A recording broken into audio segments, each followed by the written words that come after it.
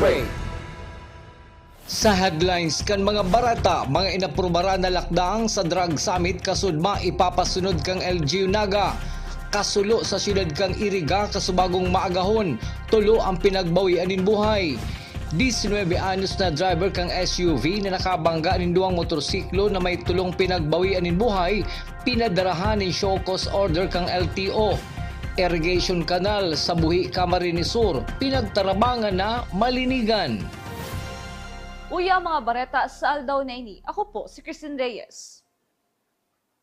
May mga nahaman ng lakdang ang lokal na gobyerno Canaga asin mga ahensyang nagpartisipal sa ginibong drug summit kasudma na iyong sidang gigibuhon para solusyonan ang problema sa illegal na droga sa syudad ni Naga. Uya sa kuyang report. Pagkatapos kan urulay kan mga ahensya kan gobyerno, araw kan Philippine Drug Enforcement Agency, Philippine National Police, mga barangay, lokal na gobyerno Canaga asin iba pang stakeholders sa ginibong drug summit, inaasahan ni Mayor Lani Robredo na may mahahaman sinda. Saro sa output na kinakaipuhan, iyon na magkaigwan ng unified database. Hulita ang record na igwangon dahil nagtutugma sa kabilugan na report. Saro pa sa reklamo kan barangay na pinapa-report asin pinapa-assess sinda sa idang lugar, alagad kapag binabalik man subot ang report, dati lang sa record na nakalaag. Kung kaya ang plano, iyon ang magkaigwan ng dashboard ang mga ahensya asin duman may hiling kan gabos na stakeholders asin makaka-input para sa presenting datos. Si number one na output, magkaigo talaga ng unified na database. Kasi saro sa mga realizations, kasi udma, may kanya-kanya. And ining database na nila, nagtuturugma, iyo actually si reklamo kang barangay na pinapa-assess sa inda, ma-report sinda, tapos pagbalik kang data, iyo manggiraray. So iyo si napag-ulan kasuudma, saro sana, magibo kaming dashboard na kung sa inahihiling kang gabos na kang city, kang police, kang PDEA, si gabos na mga stakeholders, gano'n nakaka-input duman. Iyan ang number one. Dagdag pa ni Robredo, saro sa nahiling ninda ay yung nagrabe sa enforcement. Magkasalakman subo si programa para sa preventions asin interventions. Alagad, mayong monitoring asin evaluation. Kung kaya da inahihiling kung ini nagigibo asin may positibong resulta. Saro ini sa babaaguhon ngunyan, kasabay kan pag-aram kung pira talaga ang bilang kan mga drug pusher asin drug user sa syudad din Naga.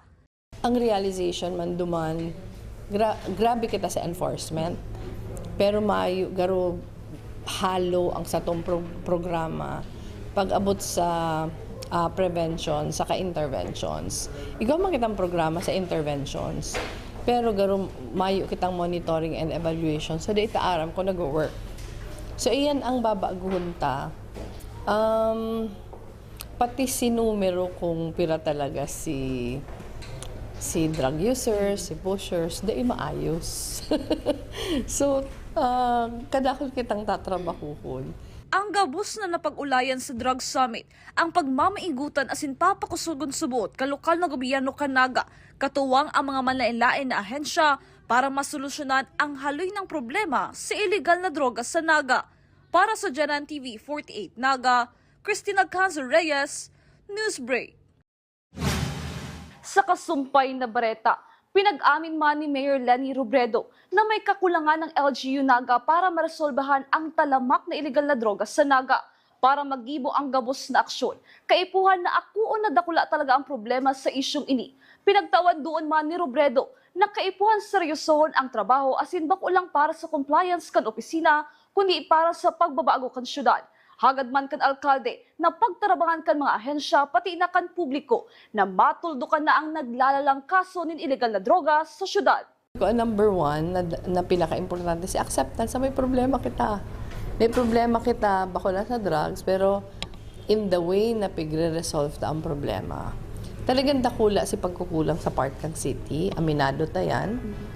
Pero after kang acceptance, dapat, sabi ko, dapat, si tatrabahuhon ta, seryosohon ta, bakong compliance. Ngayon kay dati, compliance na. Basta nag-aaging araw ka, tapos di nga nahanap kung harain na. So, ngunyan, iyo ang aayuson. Ang ginagamit na data, si 2016 data, pahaluyo na ito. 10 years ago na ito. Pero 10 years data ang ginagamit So garo, nagluluwas naman sa data, igo kitang 2,000 plus na drug users. Pero may 500 na unaccounted for naman sa 2,000. Ako lang na number yan. Kasi 25% yan. So ang agreement naman, garo back to zero. Padagos sa mga bareta, dawa man may mga paagi ng ginigibo ang lokal na gobyerno kanaga, katabang ang PNP Pidea para labanan ang problema sa droga. Araw kan drug summit na pinagkondusir kasudma, luway-luway man nawawaraaning paglaom si Barangay Kapitan Felix Largo kan Santa Cruz na matatapos o mauubos ang mga drug personalities sa syudad Canaga o bilog na nasyon. Huli sa sistemang pinagsusunod, urog na tahalawig na proseso ang pinag-aagihan bago arestuhon ang mga drug personalities. Alagad, daiman giraray nagpupundo ang Barangay Santa Cruz sa pagmonitor kan mga personang involto sa illegal na droga. Dalawang taon pa lang ako nagtutukaw. Obserbaran ko man, dahil man nag-uutok ang sa tuya mga kapulisan, lalo ng PDEA. Alagad, dahil sa mga sistema. Aram mo na niya kung nahilig mo na, nagagamit na din pa yan, kapang aksyon. Ang rasoninda, maagi po kita kap din proseso.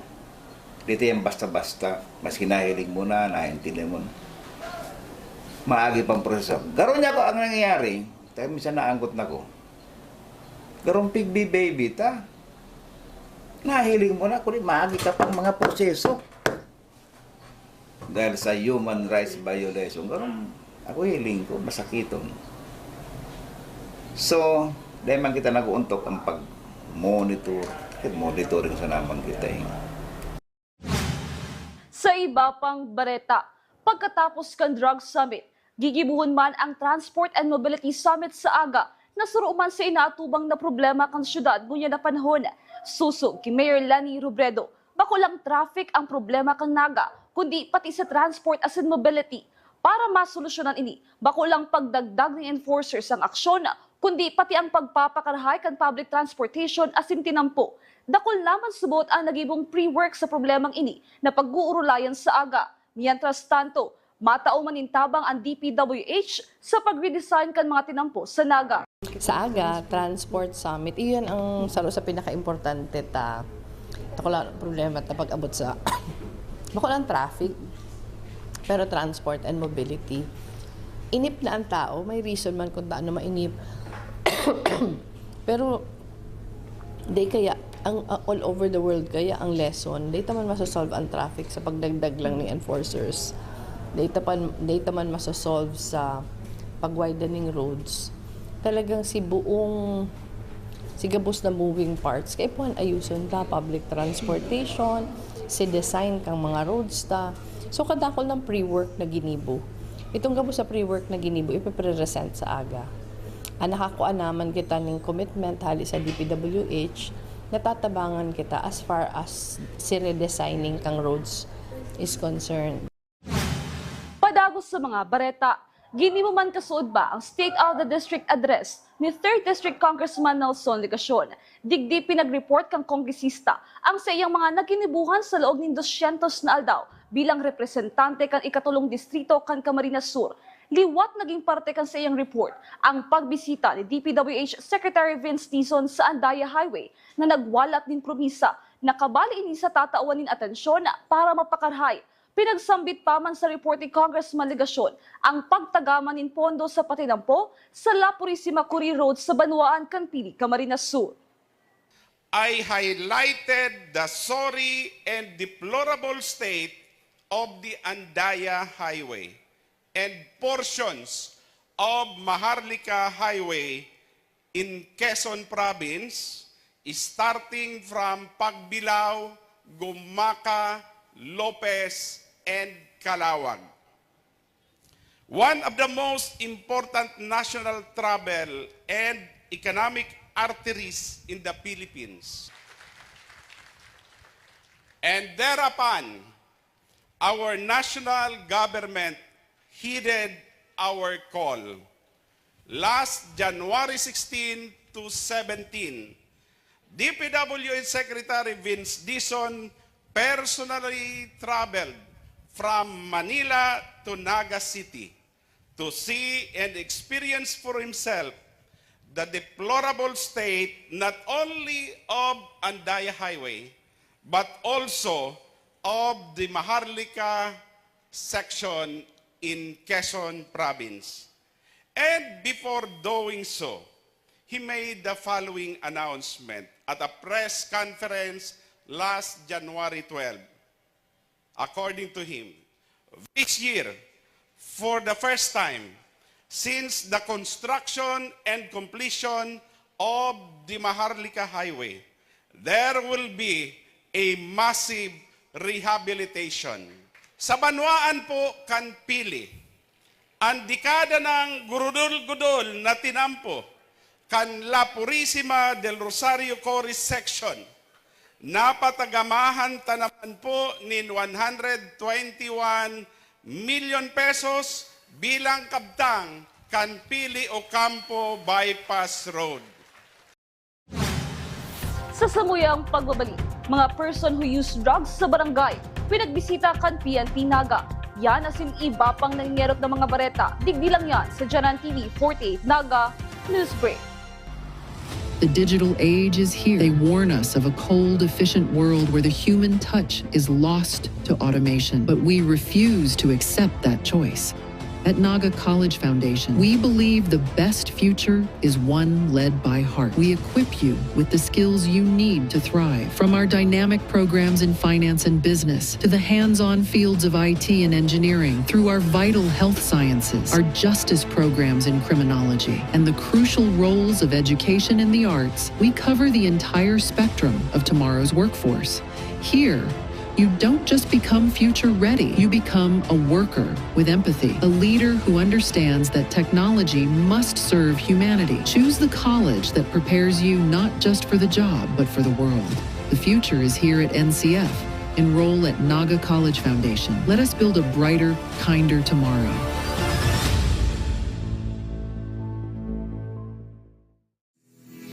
The battle for regional supremacy is back. 3 leagues, 6 champions, 1 city. All roads lead to Naga sa pagsasama-sama ng pinakamalalaking liga sa South Luzon. Oragon Basketball League, United Collegiate Championship League, Bicol Universities and Colleges Athletic League, the second South Luzon Invitational Basketball Tournament, Olivares College, Parañaque, UCCL Season 19 Champion, Guangmi College, Tagaytay City, UCCL Season 19 Silver, Faith Colleges, Tanawan City, Batangas, UCCL Season 19 Finalist, Naga College Foundation, OVL Season 1 Champion, Amando Cope College, Tapaco City, Albay, Cal Season 7 Champion, University of Nueva Cáceres, sa 2025 Regional Qualifier, February 6 to 8 at the USC Sports Palace, with special exhibition match between W. Sofia Basketball Team versus Oragon All-Star, live streamed via GNN Naga Digital TV Channel 48.1, Oragon Sports TV, Oragon Basketball League Facebook page, and GNN TV 48 Naga YouTube channel. The future is a race. At Naga College Foundation, we don't just keep up. We set the pace and we change the game. College of Business and Management, where ideas grow into enterprises. College of Teacher Education, shaping minds that shape the nation. College of Health Sciences, where compassion meets innovation. College of Engineering, designing solutions that redefine tomorrow. College of Arts and Sciences, fueling creativity, culture, and connection. College of Accountancy and Finance, empowering the economy through mastering numbers and market. College of Criminal Justice Education, protecting communities with excellence and integrity. College of Computer Studies, coding the language of the future. And with NCF micro-credential programs, you don't just wait for the future. You leap into it. Gain and demand skills fast, short, powerful, and flexible. Designed to fit your life and fuel your career. 8 colleges, endless possibilities, and micro-credentials to keep you ahead of the game.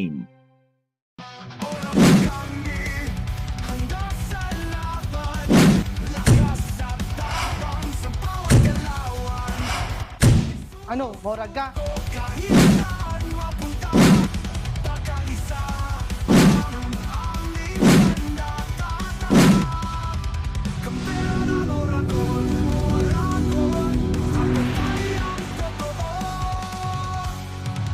Campeón al Oragon, walang maka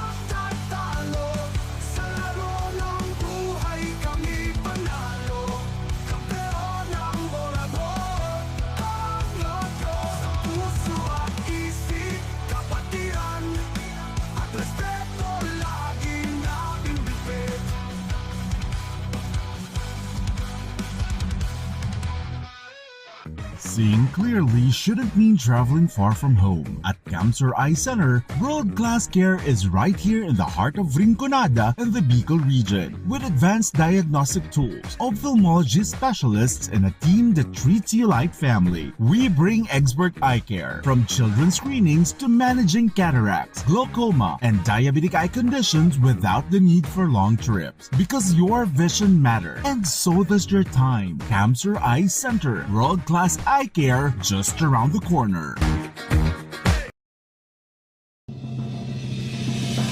Magkaibahan mo dyan sa custodial facility. Pasado alauna immediately pagkaabot ng sinabi ni Guerrero ang exception sa investigation. Tayo ang apektado kang Newsbreak.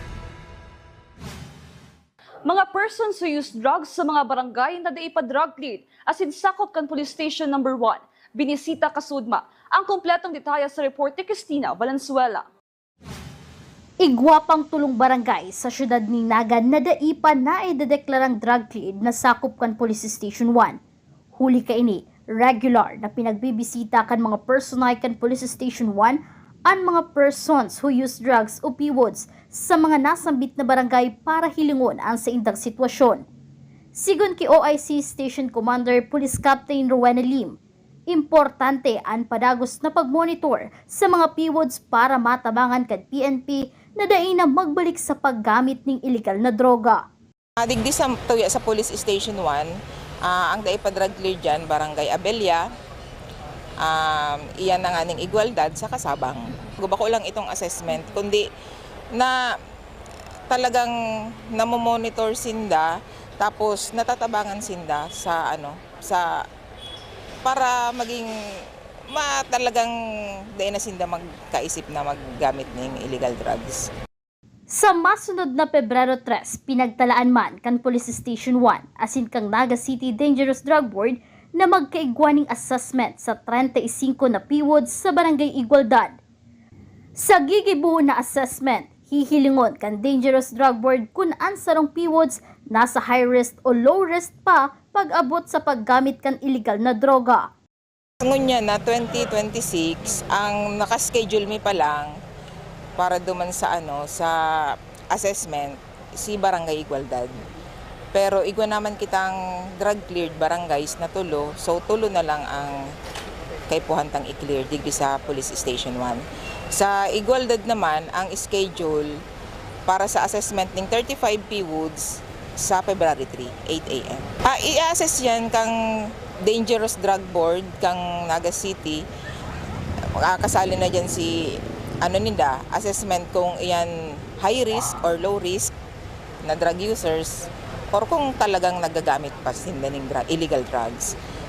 Kung sa resulta na ansarong PWODs nasa high risk level pa, ipapasairarom subot ini sa mga intervention program kan gobyerno para sa rehabilitation. Si mga high risk kaya, iyon na nga ni NC kakanda kaning intervention program na may mga activities inda kaya, may mga seminar, may mga moral recovery, tapos itong health, itong healthcare, ninda, kasali man ang iyang City Health Office sa pagkandak sa inda ning mga healthcare, mga intervention pa din. Para sa GNN TV 38 Naga, Cristina Valenzuela, Newsbreak. Mientras tanto, dahil mapundo ang mga personahe kan Police Station 1 na bisitahon ang mga person who use drugs sa tulong barangay na dahil ba drug cleared hasta dahil ni naging barangay drug cleared. Saro subot ini sa proseso para masiguradong dahil na mabalik sa paggamit ng illegal na droga ang mga PWODs. Sinabi pa ni Police Captain Rowena Lim, pwede man giraray na i-reassess ang mga barangay na dati nang naideklarang drug cleared kung ma-monitor kan PNP na igwapang mga PWODs na nagbalik sa paggamit o kaya man mga newly identified drug personalities sa indang barangay. So saro yan sa proseso para ma-drug cleared sinda. Pero syempre itong na-cleared na, naagihan na ninda ang arog kaya na proseso. So pwede sindang i-reassess kung ma-monitor na igwapang mga drug users dyan nagbalik si mga dati or igwa na naman newly identified.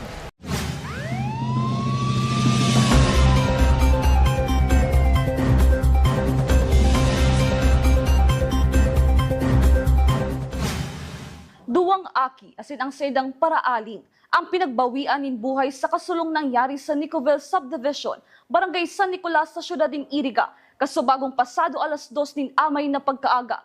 Suzuki Fire Chief Inspector Junjen Novella, City Fire Marshal kan Iriga, ang nagadan na magtugang, nag-edad just asin 4 anyos na parehong babae, asin ang sedang paraaling na 63 anyos na babae. Irido man ang sarupang paraaling na pinagbubulungon niyan sa ospital. Ang lolo asin lola subot kan mga biktima ang nakababa sa payakan balkon asin nakahagad din tabang. Nakuha ang mga biktima na yaon sa sarusan ng kwarto. Apwera sa linya kan kuryente. Padagos pa ang gidigibong pag-imbestigar kan BFP Iriga sa naging kausa kan kalayo. Sa iba pang police report, sa payakan social media post kan Land Transportation Office Bicol, kinumpirmar ninda ang pag-issue ng show cause order sa 19 anyos sa driver kan SUV na nakabangga sa duwang nagmomotorsiklo na ikinagadaan kan tulong persona asin critical man sa ospital ang sarupang lunad kan motorsiklo. Ibinugtak man sa 90 aldaw na preventive suspension ang driver's license kan nasabing driver. Ang driver ka nasabing SUV ang hinahagada nin paliwanag kung tano taday siya dapat patawan ng kastigo sa pagbalga sa Republic Act 4136 or reckless driving as in Section 27 kan RA 4136 na improper person to operate motor vehicles. Ang LTO ang may puder na magsuspindir as in mag-revoke ng driver's license kung mapapatunayan na improper person to operate motor vehicles ang driver kan SUV. Sa iba pang police report, arestado kasubanggi sa Zone 2 Barangay Tandaay, Nabua, Camarines Sur sa pinagibong anti-illegal drug buy-bust operation ng Provincial Drug Enforcement Unit, Provincial Intelligence Unit, Municipal Drug Enforcement Unit kan Nabua PNP sa pakikipagkoordinar sa PIDEA ang suspect na si Ayas Totoy, residente kan Barangay La Purisima, Nabua, Camarines Sur, na kumpiskar sa suspect ang subot illegal na droga na nagkakantidad 92,956 pesos, mahampang sa kasong pagbalga kang Comprehensive Dangerous Drugs Act of 2002 ang suspect na yaon mo niyan sa kustudiya kan Nabua Municipal Police Station.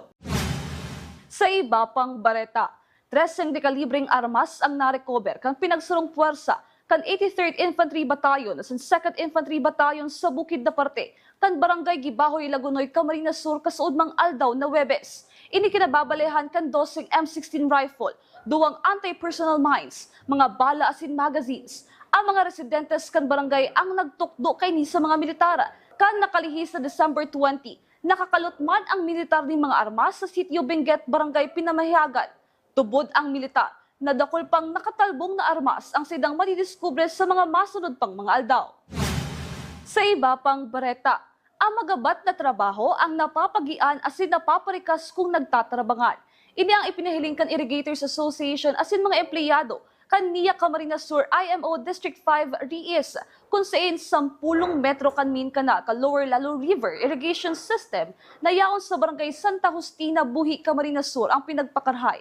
Ang parte ka nasabing kanal ang nagkaigwaning gatak makalihis ang haros 4 na dekada puon kang ini makonstruir bilang patubig kan mga umahan sa nasabing lugar.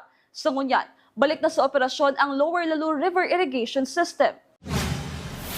Yan ang mga bidang baretang nakalap kan mas pinakusog na puwersa kan Janan TV 48 Naga News and Bicol Affairs. Day malingaw na i-follow ang sumuyang official Facebook page, Janan TV 48 Naga. Padagos kaming mahatod ng mga baretang garatisadong nanginganot asin napapanahod. I-hit ang subscribe button sa muyang official YouTube channel, Janan TV 48 Naga, para updated kita sa mga bareta asin istoryang bida ang Bicolano. Ako po si Kisin Reyes asin ini ang Janan TV 48 Naga News Break.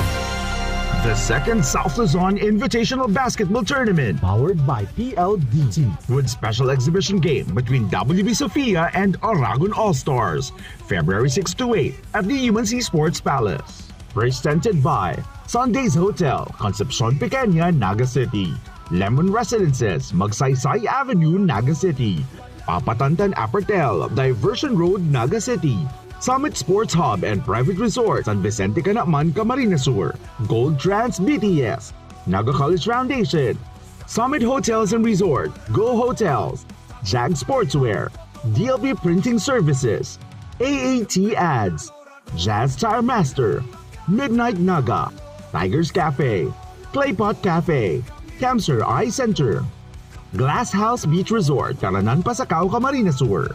Safe Side Transport, 101 Mall, Lotus Blue Hotel, Nelabahan Laundry Shop, and 3N Bakery.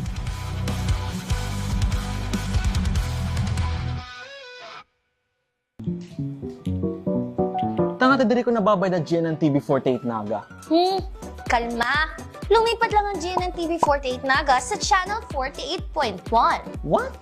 Direk, ang simple lang ng solusyon dyan. Kunin ang remote, pumunta sa menu Setup o Settings, at hanapin at pindutin ang scan at hintayin. Then, boom! Balik na si GNN sa channel 48 mo. Para sa mga balitang nanguna at napapanahon, At sa mga programang suwak sa panlasa mo. tutok lang sa GNN TV48 Naga, Bida ang Bicolano.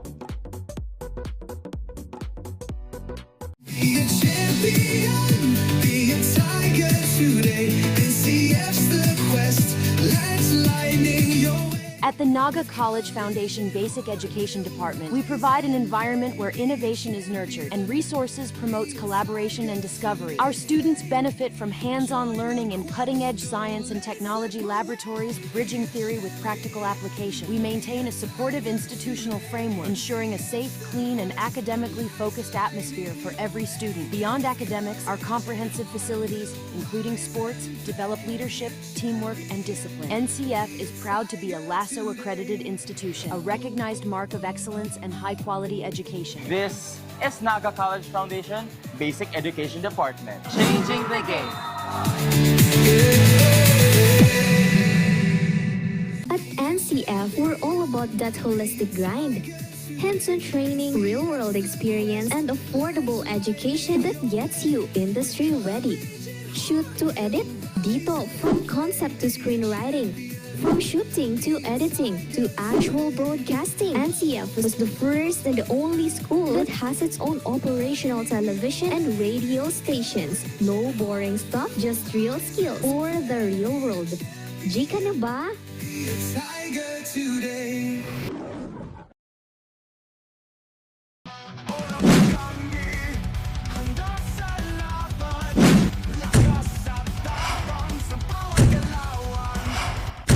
Ano, morag ka?